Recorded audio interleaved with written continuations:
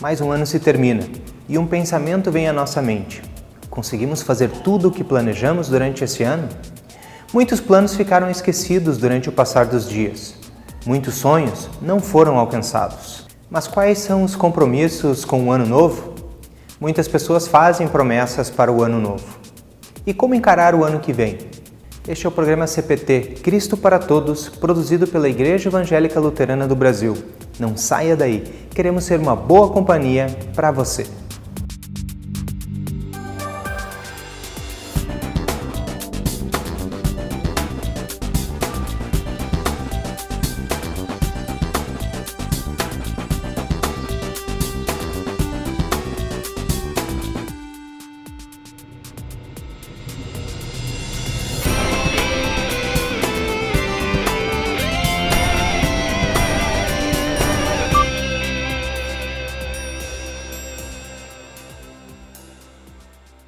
Chegamos a mais um final de ano, outro rito humano de passagem.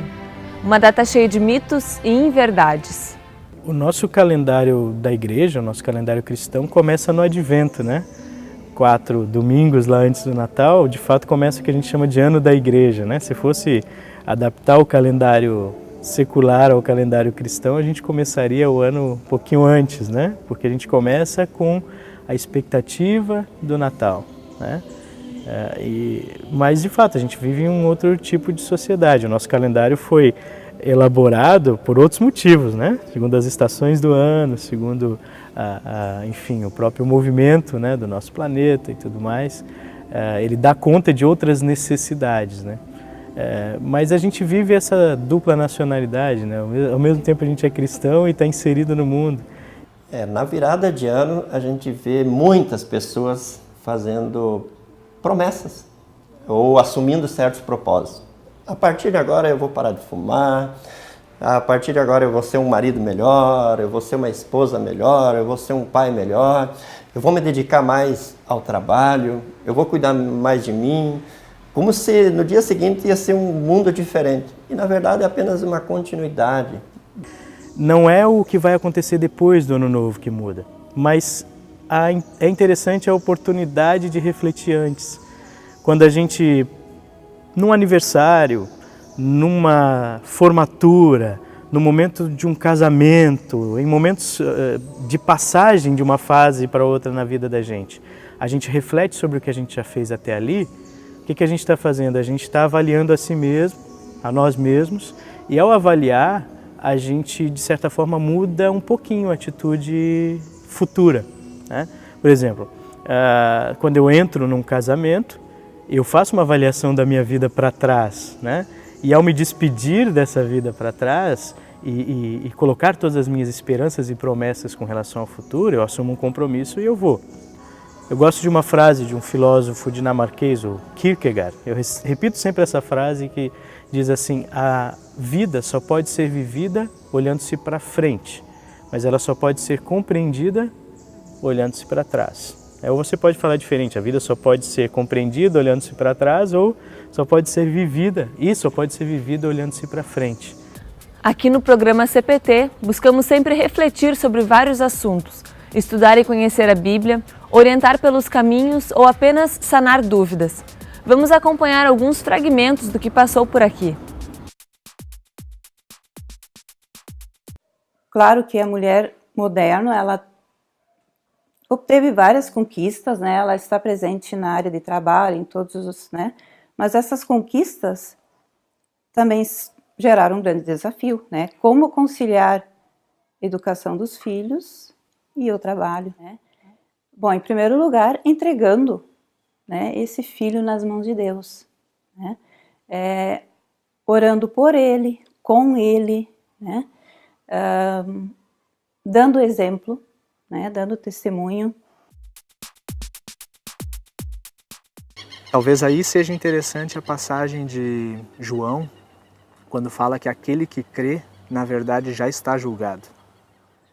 Quem crê, quem tem fé, já recebeu a justiça de Deus e já está julgado no sentido de não a minha justiça, mas a justiça que eu recebi de Cristo. E por isso sim eu posso entrar no céu, porque eu recebi uma justiça que não era minha. Eu fui declarado inocente por Deus, né? E a gente poderia dizer que o mundo já começou com o aparecimento de uma mentira. Lá no Jardim do Éden, quando o diabo tentou a mulher, ele tentou com uma mentira. Ele perguntou para a mulher, é verdade que Deus proibiu e assim por diante. E aí disse para a mulher, não é nada disso, não vai acontecer isso. Deus só está com medo de que vocês tenham conhecimento. Os sonhos são uma maneira do nosso inconsciente lidar com as informações que a gente tem guardado no inconsciente. E o inconsciente ele não identifica as coisas que fazem parte da nossa memória. Então ele fica fantasiando com essas coisas, né? Aí já começa um outro problema, né? Aí um outro problema que vai acarretar, que está associado à vaidade, né? A vaidade. Ou seja, elogio por elogio para alimentar o ego, isso é vaidade. Mas agora, uma palavra, um elogio ou isso, uma força para a pessoa continuar no caminho, fazendo a coisa, né, adequada para um contexto, eu acho que isso é muito importante, né? Deus sempre tem propósito. Se o apóstolo diz que todas as coisas cooperam para o bem daqueles que amam a Deus, eu como cristão, eu creio nisso. Eu como cristão eu tenho as minhas fraquezas. Eu muitas vezes, nas minhas dificuldades, eu também me pergunto por quê. Mas daí eu lembro, não, para quê? E os propósitos são maravilhosos, são fantásticos. Nós costumamos valorizar muito a nossa identidade por aquilo que nós temos individualmente, as nossas peculiaridades. E isso tem um aspecto muito positivo. Deus fez cada um de nós diferente. Cada pessoa é uma identidade. E que bom que é assim, né? Seria muito chato até um mundo em que todo mundo fosse absolutamente igual. Então a nossa identidade tem muito a ver com quem nós somos na nossa peculiaridade. Compreender e entender Deus é uma coisa que não fecha. Se a gente compreendesse e entendesse Deus na sua grandeza, na sua infinitude, nós seres finitos, isto é, que tem fim e limites, nós também estaríamos querendo ser ou pretenderíamos ser Deus. Nós não alcançamos a grandiosidade do seu ser. Ele é um ser com S maiúsculo e nós com S minúsculo.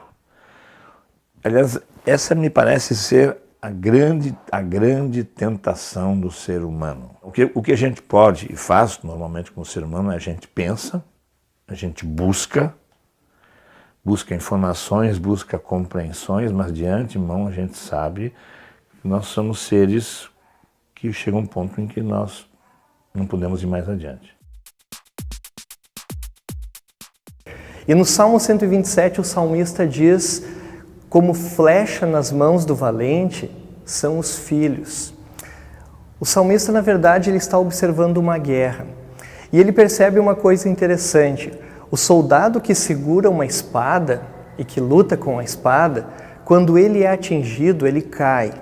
E a espada cai também.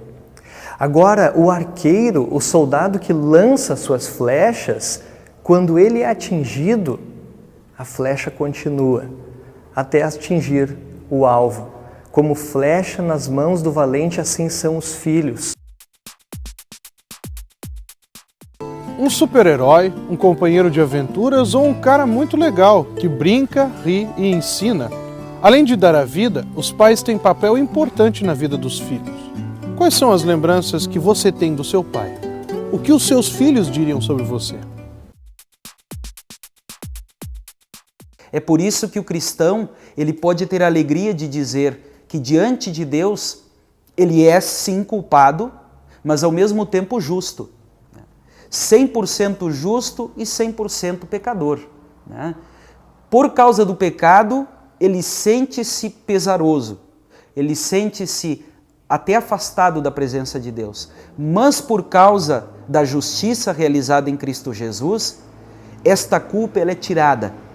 E nós então podemos viver uma nova vida de alegria e principalmente de segurança, porque em Cristo Jesus nós estamos desculpados. Onde nós encontramos alegria e qual a nossa missão no mundo?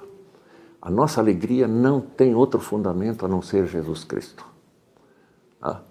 E também o fato de nós termos, através de Jesus Cristo, um Deus que não é apenas um Criador, mas é um Pai. E o que significa? Um Pai que nos ama. Então nós sabemos que neste mundo nós temos acima de nós um Pai que olha por nós, cuida de nós, tem toda a providência pela nossa vida. Ele nos ampara, nos cuida e provê das nossas necessidades.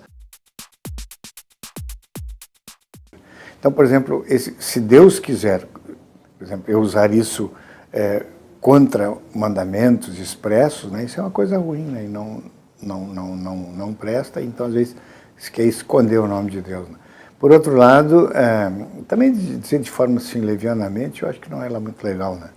Agora, tem um lado bom, né? O lado bom é a vida da gente ficar dependente, né, de Deus, nosso trabalho ser abençoado por Deus. Um exemplo bem claro, o apóstolo Paulo estava em Éfeso, né? Então aí o pessoal queria que ele ficasse mais um tempo lá, ele tinha que sair na sua viagem missionária. Aí eles assim, na hora da despedida, se Deus quiser eu vou voltar aí para vocês. Né? Então, se o apóstolo Paulo pode usar esta expressão, né, isso também permite que a gente possa usar o lado bom. Porque certa ocasião, um senhor chegou para mim num domingo e disse assim: pastor, ore por mim essa semana. Eu tenho na quinta-feira uma situação bastante delicada para enfrentar. E me contou a situação dele.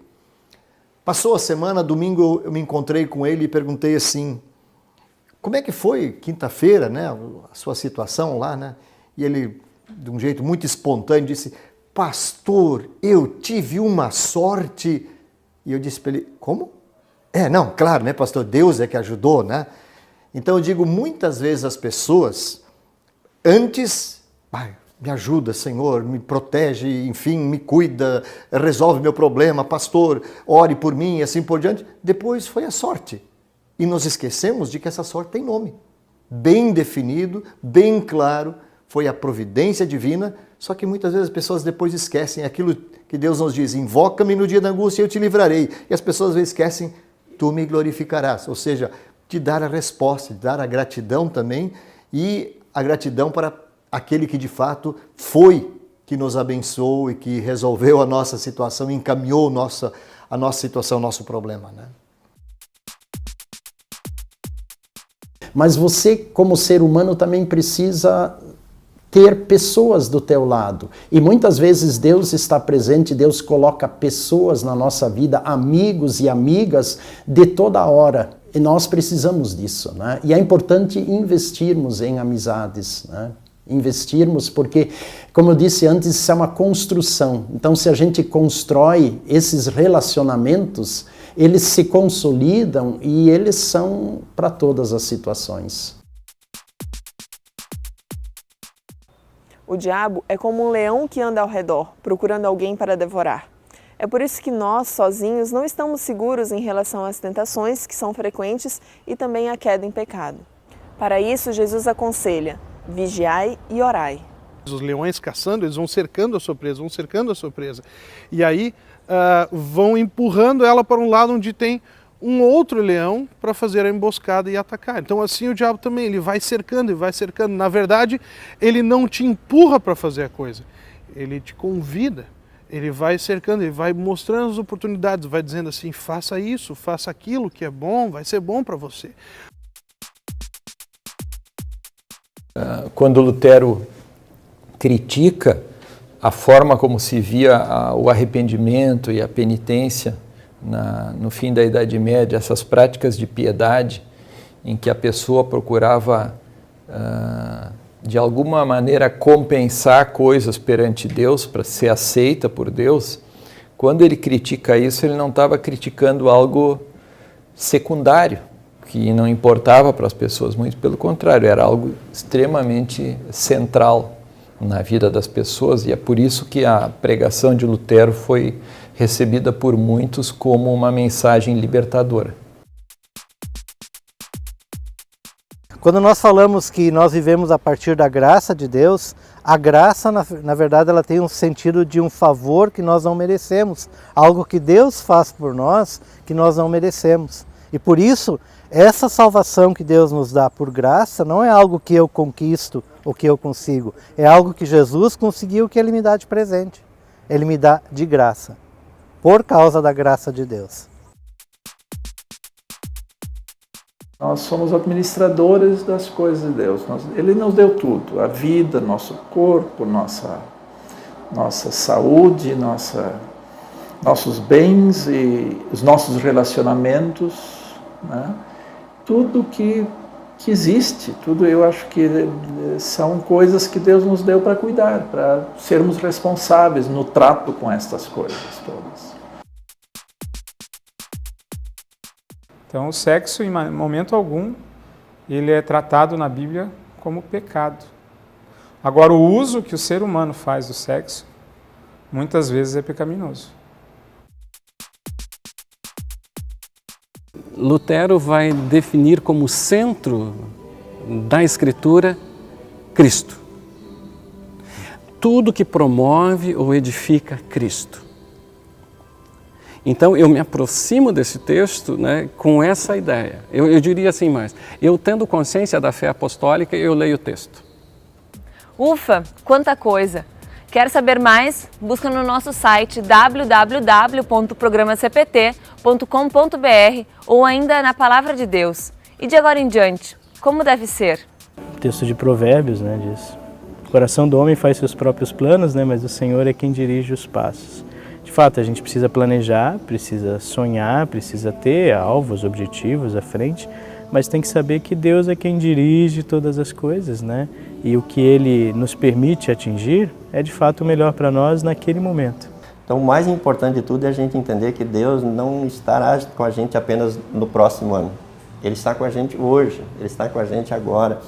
E quando a gente confia na graça e na misericórdia de Deus, quando a gente entrega o nosso caminho ao Senhor, Ele vai nos possibilitar essas novidades, essas mudanças, essas coisas novas a cada momento. Na verdade, a vida pode ser comparada às vezes a uma grande refeição. Mas você imagina que você tem uma refeição maravilhosa à sua frente. Você tem duas formas de encarar aquela refeição, né?